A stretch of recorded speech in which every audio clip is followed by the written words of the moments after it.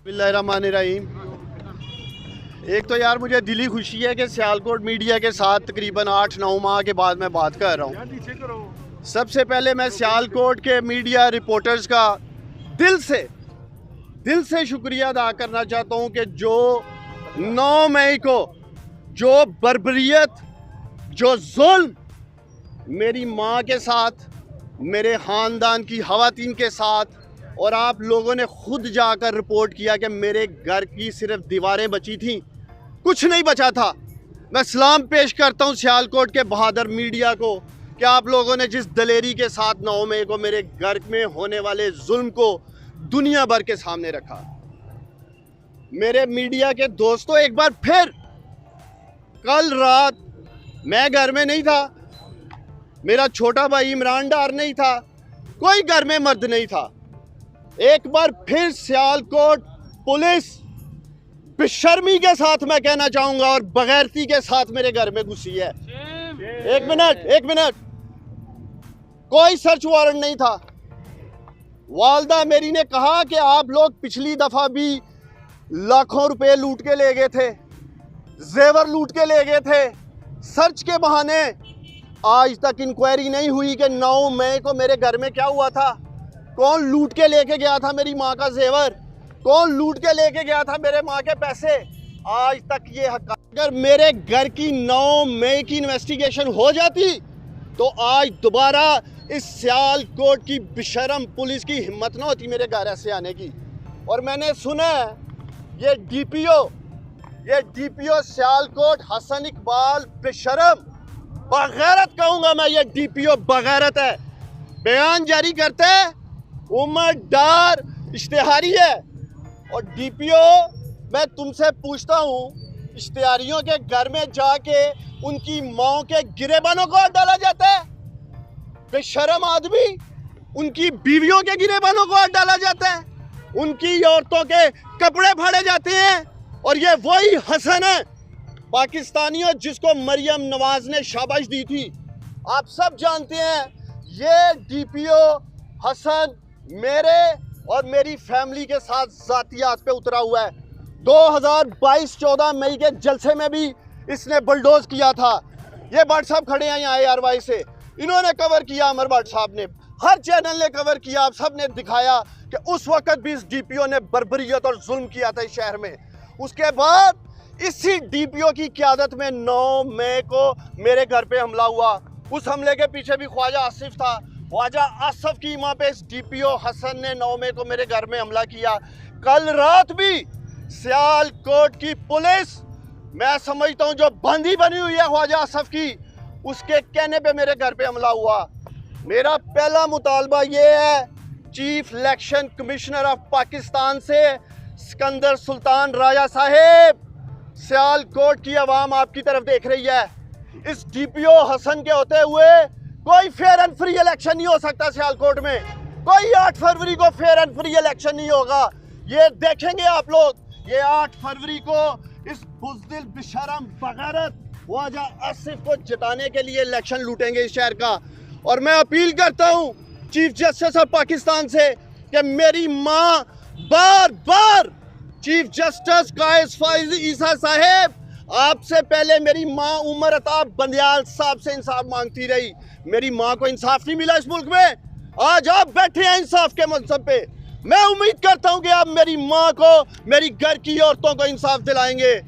आखिर में सियालकोट के मीडिया की वसातत से मैं ख्वाजा आसिफ को एक पैगाम देना चाहता हूँ, और मेरा ये पैगाम ख्वाजा आसिफ तक आपने पहुँचाना है। कान खोल के सुन लो ख्वाजा आसिफ, जिस बगैरती और जिस बेशर्मी पे तुम उतरे हो, हिम्मत करो, इहलाकी जुर्रत का मुजाहरा करो, इलेक्शन के मैदान में मेरी माँ का मुकाबला करो। 8 फरवरी को उस्मान डार अपनी माँ के साथ खड़ा है, और मैं देखूंगा इलेक्शन में कि मेरी माँ के साथ कौन जुल्म करता है। मैं यही ऐलान करने आया था कि मैं अपनी माँ के साथ खड़ा हूँ। अगर तुम में गैरत है, बगैरत शख्स, तो आना, भागना नहीं इलेक्शन में। और मैं सियालकोट के लोगों से मुखातब हूँ, 8 फरवरी को सियालकोट के ये गयूर, बहादुर और गैरतमंद लोग फैसला करेंगे कि वो अपने वोट की ताकत से इस बगैरत ख्वाजा आसिफ को, इस बेशरम को, इस बुज़दिल को वोट देंगे या मेरी बहादुर माँ को वोट दे के ये पैगाम देंगे कि वो गैरतमंद लोगों के साथ खड़े हैं। बिस्मिल्लाहिर्रहमानिर्रहीम।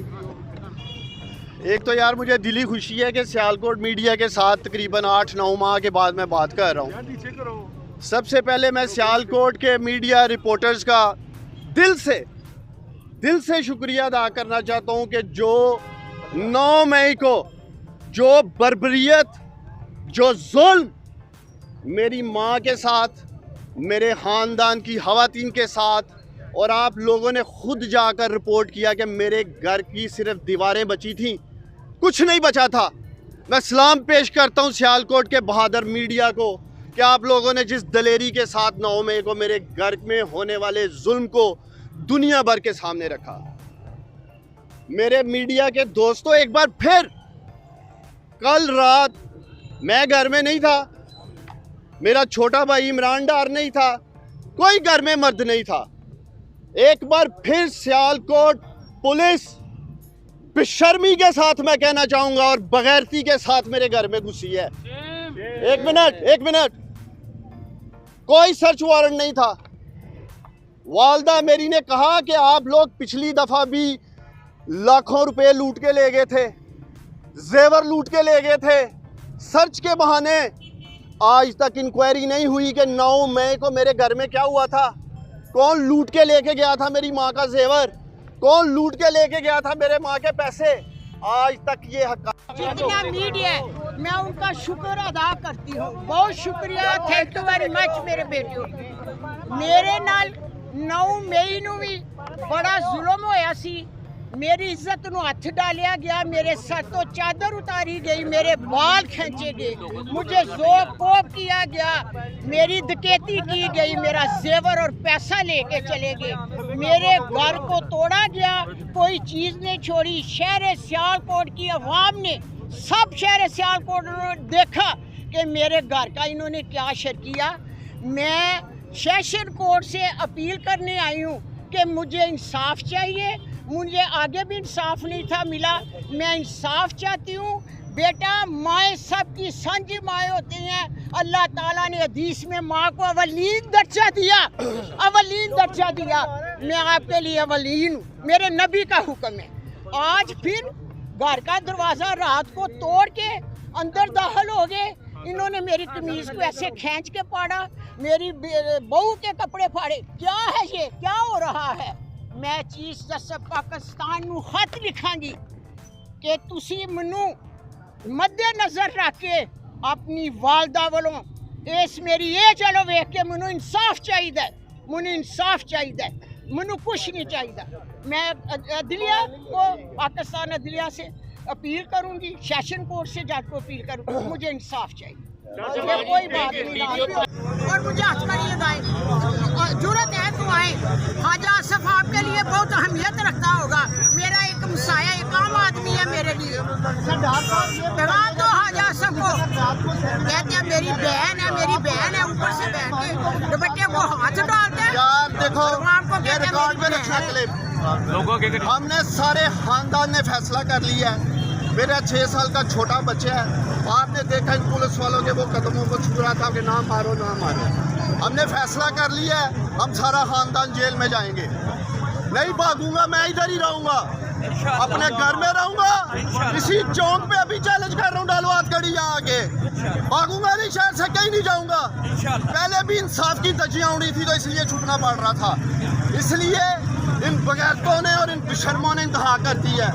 अब इनका सामने खड़ा होकर मुकाबला करेंगे।